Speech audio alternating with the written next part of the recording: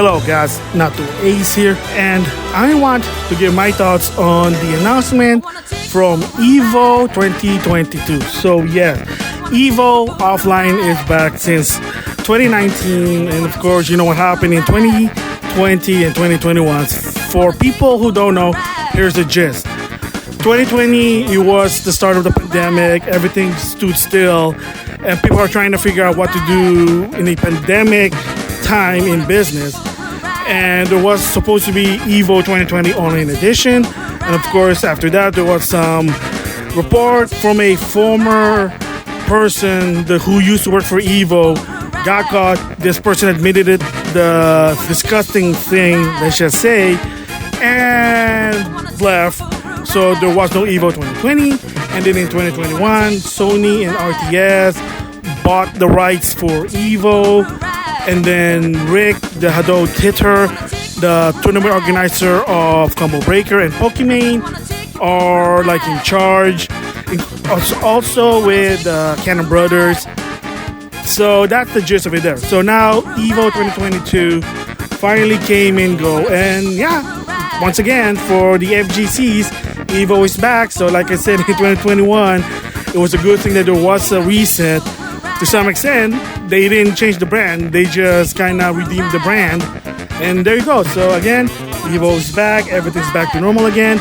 No more of that disgusting bastard. So that's what the gist of it is. What's the presentation, the event interesting? Yeah, to some extent, especially when you watch those top 8. But for me personally, to some extent, I'm always mostly interested with the Street Fighter than the other ones. And the sad part is that I know a lot of this competitive player on the Street Fighter community, so kind of sad there for me, but that's a different story there.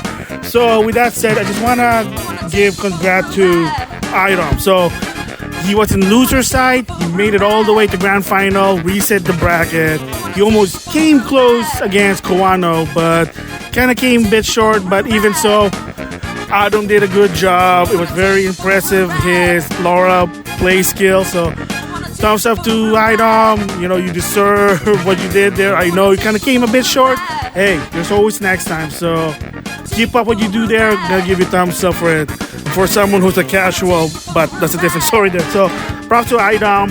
And I'm gonna link his information in the description box. So if you want to know more about iDom, there you go. Give him a chance, see what it's all about. And I can tell you, he's good. So with that said, of course, a lot of people, even the casual ones, to hear our announcement. So with that said, I'm going to give my thoughts on the announcement that they showed there. So this is going to be in different parts. So it's going to be first that's announced prior to EVO event, and then the first 5 games that they announced, and then the big 4 games that was announced during the finals. So it's probably going to be in 3 parts, but we'll see what it is. So anyway, with that said, first of all, the announcement prior to the tournament. So Arcade 1UP finally did the impossible, and that is Marvel vs. Capcom 2 is now a Arcade 1UP that also include 8 games from the past. Marvel vs. Capcom, X-Men vs. Street Fighter, Marvel Superhero vs. Street Fighter, Marvel War of the Gem, X-Men Apocalypse.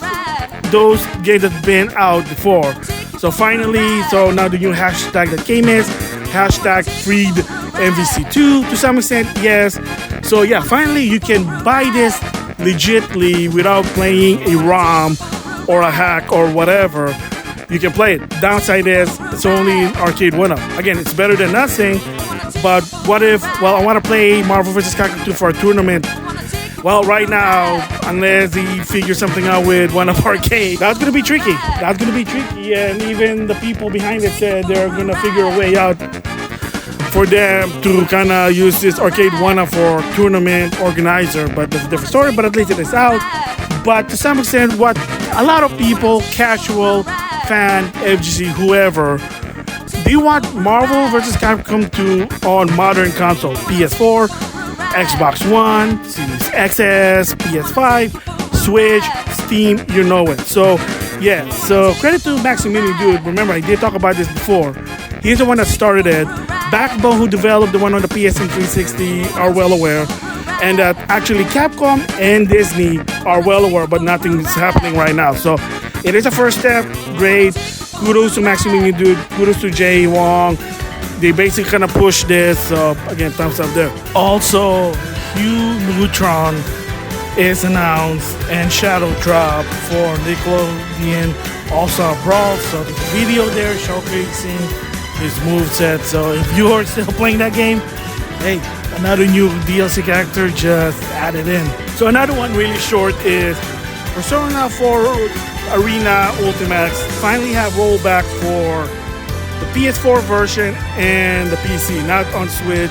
Again, different story there. I'm probably going to talk about it in a different video. But finally, for people who are very, very hardcore tournament-wise for this game, there you go, rollback. But that's going to be the key thing for this announcement. And then lastly is Multiversus for EVO 2022. So they had their own tournament. So was it any announcement? Yeah, they just talk about more about season 1. So of course, LeBron James already out. Rick and Morty is going to be out in season 1 somewhere in August. And they showed some new costume, new emotes, new icons. So, I mean, it is a typical free-to-play announcement, but at least that's it. So people are hoping what other new WB characters going to be in it after Rick and Morty. Unfortunately, they did not say anything, so it is what it is. There you go there.